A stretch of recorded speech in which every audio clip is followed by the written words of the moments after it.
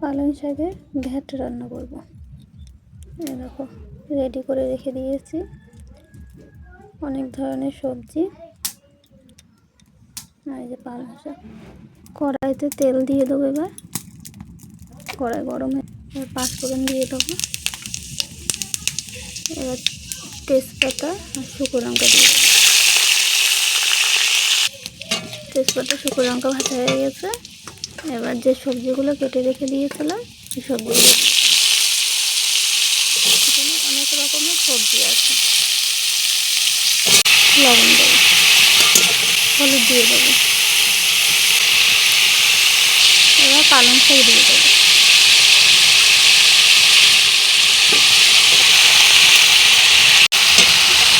পালং শাক দেওয়া হয়ে গেছে।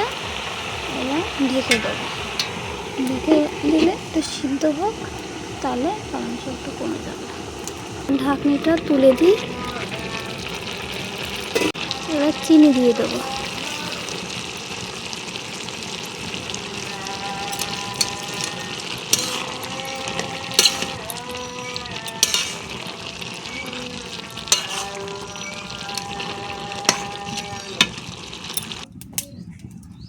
একটু তেল দিয়ে দেবো। ডালের বড়ি ভাজবো, তাই জন্য ডালের বড়ি দিয়ে দেবো।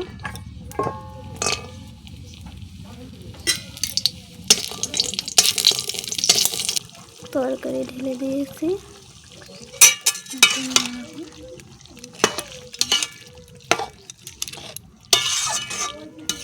ডালের বড়ি দিলে খেতে ভালো লাগে।